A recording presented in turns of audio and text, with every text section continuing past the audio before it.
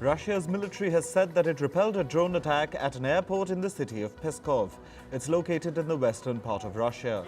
Officials said 4 transport aircraft were damaged. This includes an IJ-76 transport aircraft.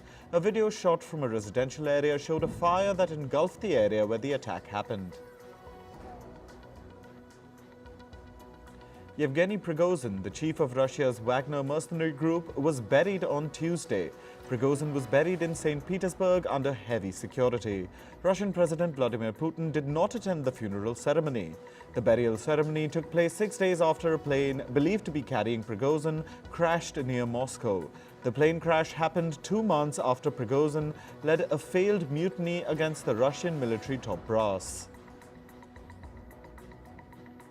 Turkish President Recep Tayyip Erdogan plans to visit Russia and meet President Vladimir Putin.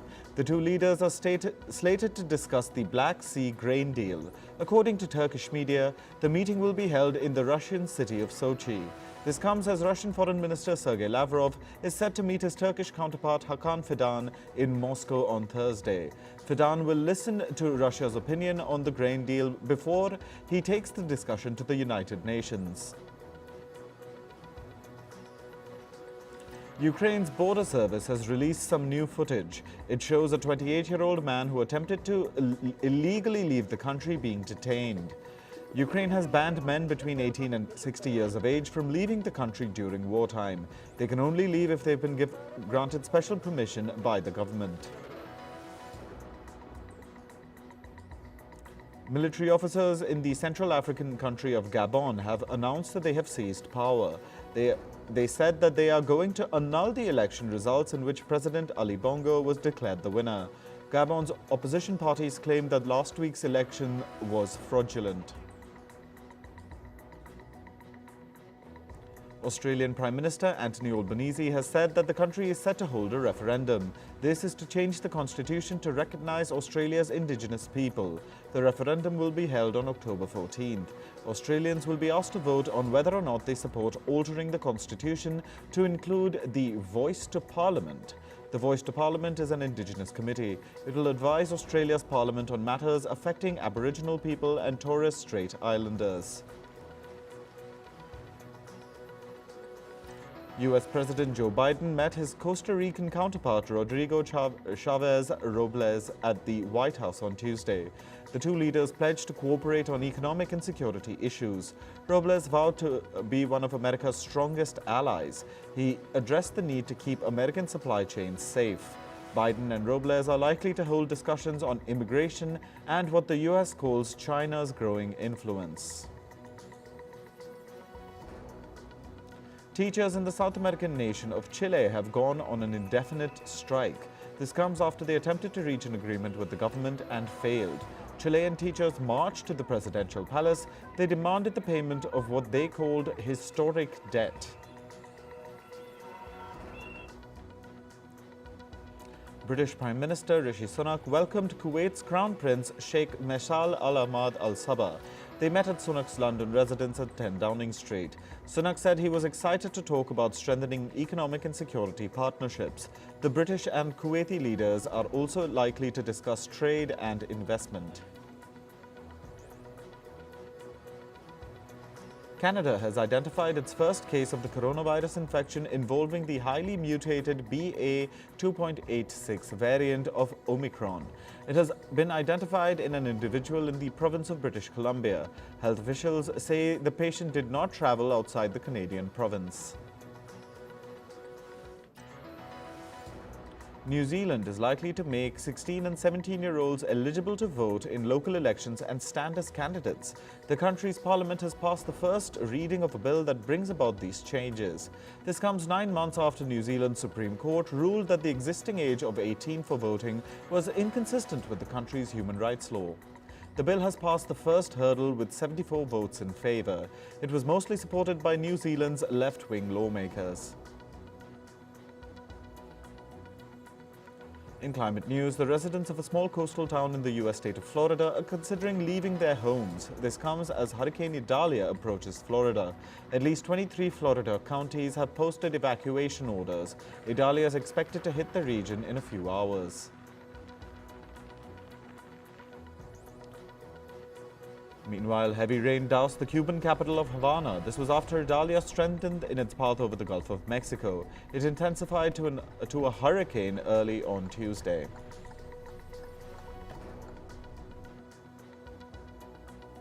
Footage showed passengers screaming on board a flight in Spain. The flight experienced turbulence due to an ongoing storm affecting Spain's Balearic Islands. It was bound for Alicante but returned to Mallorca due to poor weather conditions.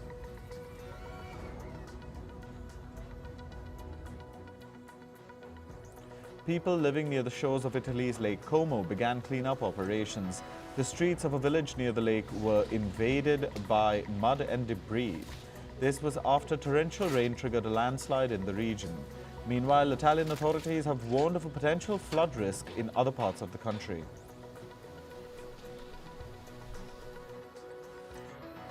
A wildfire has been burning in northeast Greece for 11 days. It has now destroyed an area larger than America's New York City. This is according to the Copernicus Climate Change Service.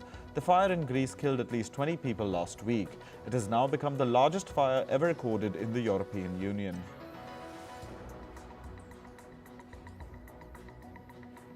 A drought is threatening Sri Lanka's summer rice harvest. This is while the country is trying to recover from its worst financial crisis in decades. The southwest monsoon was weak this year due to the El Niño weather pattern. Moreover, weather forecasters predict that there will be no rain until October this year in Sri Lanka. The Australian government is refusing to release a climate report. The report details how the climate crisis will fuel national security threats. Last year, Anthony Albanese ordered the creation of the report in line with his election promise. Australia is also refusing to say when the report was completed. The government insists the date too is classified. This has raised concerns over the secrecy of the government and the report's findings. China continues to approve new coal power projects despite pledging not to do so. In 2021, President Xi Jinping promised to stop building coal-powered plants. China has also pledged to peak emissions by 2030 and reach net zero by 2060.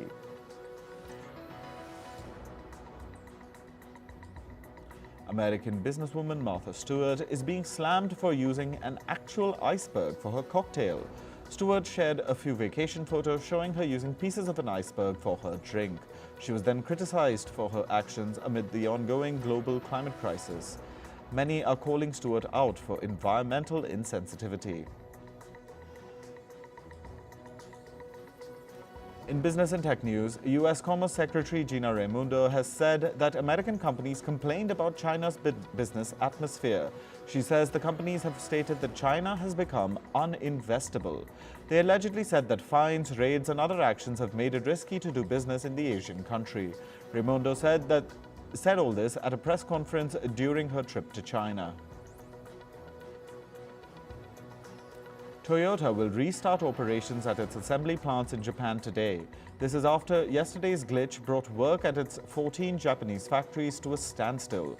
Toyota was scheduled to resume work at a dozen plants this morning.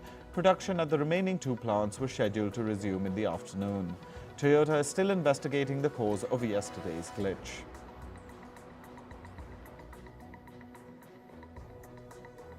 The U.S. markets regulator has issued a legal warning to Citigroup.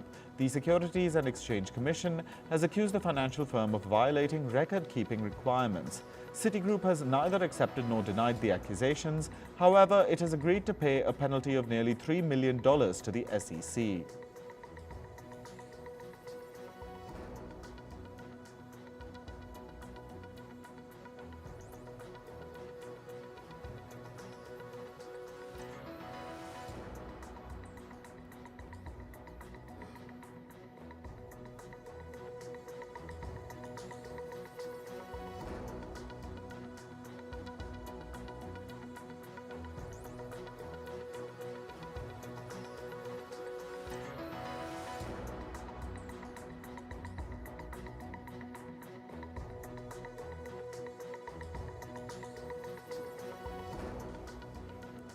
Goldman Sachs will pay a penalty of $5.5 million. This is over an order from the U.S. Commodity Futures Trading Commission. The CFTC has accused Goldman Sachs of failing to keep a record of its staff cell phone calls. It allegedly failed to record the phone lines of a trading and sales desk for 20 days in January and February 2014. This breached rules that require firms to retain certain work-related communications.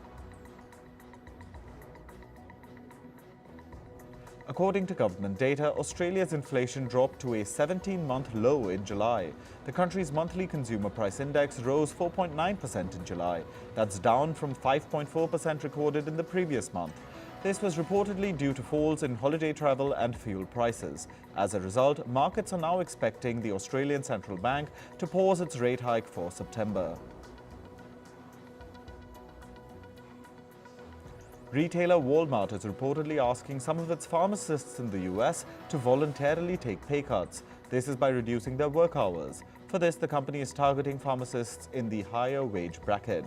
Walmart is aiming to cut its operational costs with this move.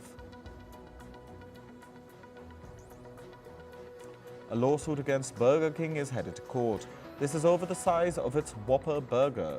The lawsuit alleges that the company's in-store menu boards show a much bigger Whopper burger than what is actually served. Burger King allegedly makes the burger appear 35% larger than it is. It also reportedly displays more than double the meat compared to what's served in an actual Whopper. The decision by Meta platforms to block news in Canada has not had a severe impact on its business in the country. This is according to a report that quotes data from independent tracking firms. The usage trackers say that the number of daily active users on Facebook has stayed roughly unchanged since the news ban.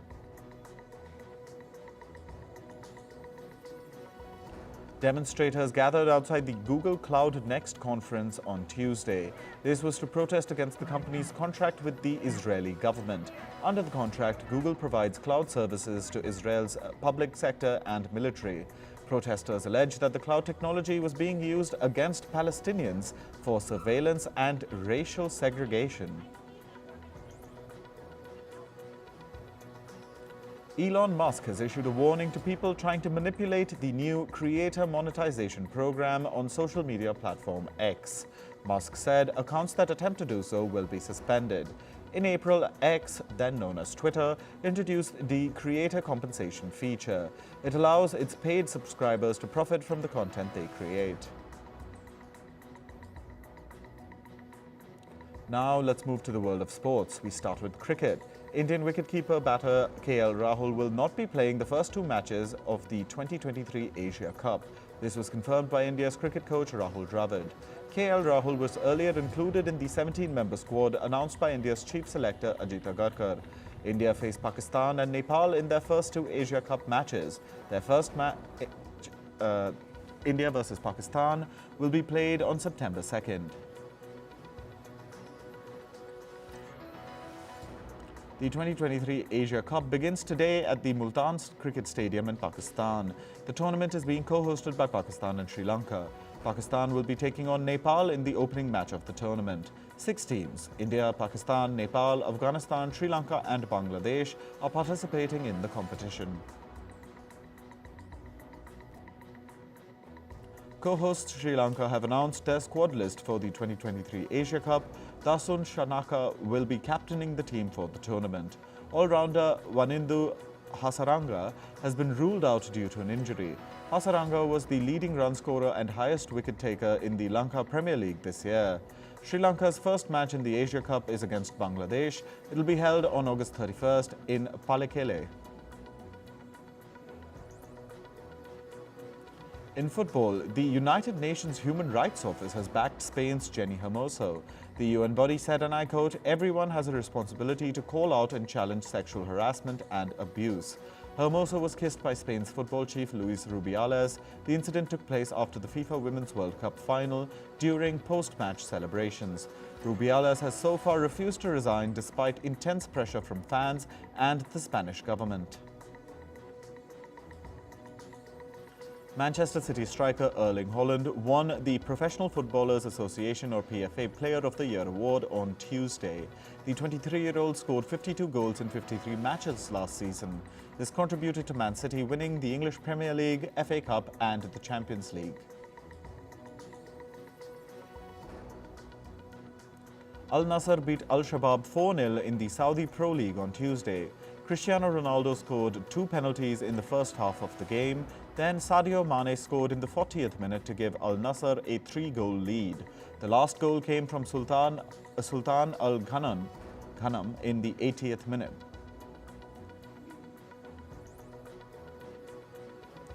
In tennis, Carlos Alcaraz cruised into the second round at the US Open. The 20-year-old Spaniard was playing against Germany's Dominik Koepfer. However, the match was abandoned after Koepfer retired due to an injury. Alcaraz had won the first set 6-2 and was leading 3-2 in the second one. He is the defending champion of the US Open. In the women's singles, world number 2 Aryna Sabalenka also won her opening round at the US Open. Sabalenka overpowered Belgian Marina Zanevska 6-3, 6-2 to progress to the second round. She will next face the UK's Jodie Anna Burrage.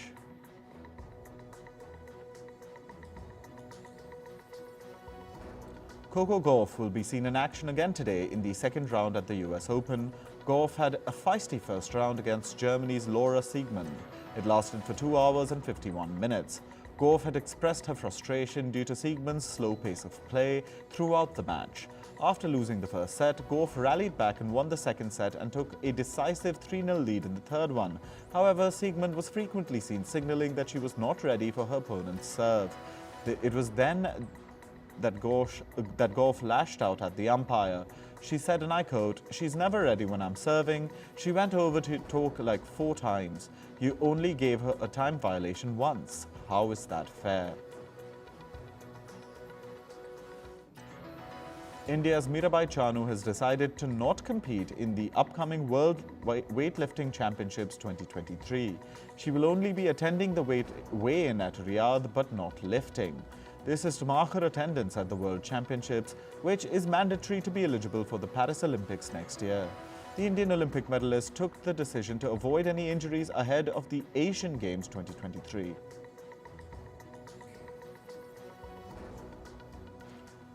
In entertainment news, late-night show hosts Stephen Colbert, Jimmy Fallon, Jimmy Kimmel, Seth Meyers and John Oliver are launching a podcast.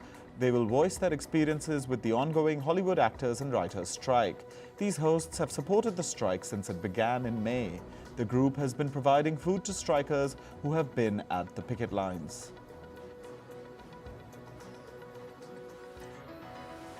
Several actors from the hit shows Breaking Bad and Better Call Saul have come to the picket line. This is to show support to their fellow actors and writers who have been on strike. Actor Bryan Cranston said, and I quote, "We are not making the studios our enemy. We just want them to see reality and fairness and come back to the table." The striking writers and actors have been demanding fair pay and the regulation of the use of AI. The list of actors who are expected to attend the Toronto Film Festival has been released. It includes actors Sean Penn, Dakota Johnson, Finn Wolfhard, Viggo Mortensen, Maya Hawke and Nicolas Cage. Some Hollywood A-listers have pulled out of this year's festival. They include Al Pacino, Robert De Niro, Olivia Colman and Glenn Powell, among others. Singer Taylor Swift has become the first female artist in Spotify history to reach 100 million monthly listeners. Spotify shared the news on its social media handles with the caption, "Queen Behavior." Singer The Weeknd holds the number 1 spot for the most monthly listeners on the application. Bad Bunny holds the number 3 spot and Ed Sheeran holds the number 4 spot. Singer Selena Gomez has shared a picture of her sister Gracie Tiffy giving a haircut to David Beckham's son Brooklyn Beckham. Tiffy can be seen wearing an oversized Mean Girls t-shirt. Gomez has been close friends with Beckham Jr. She's also friends with his wife Nicola Peltz Beckham.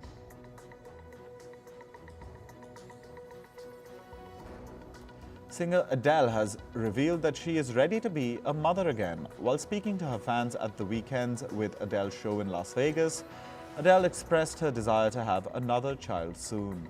Adele has a 10-year-old son called Angelo.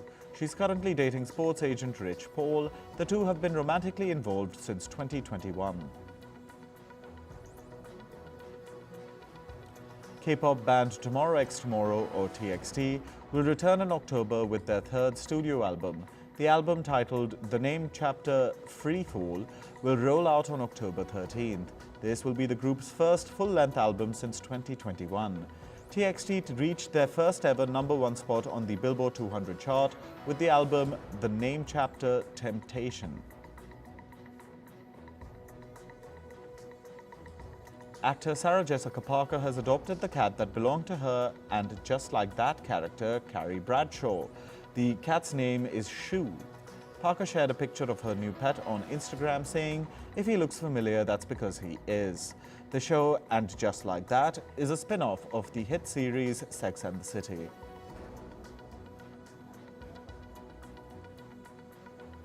Former Bachelorette contestant Josh Saiter is very much alive.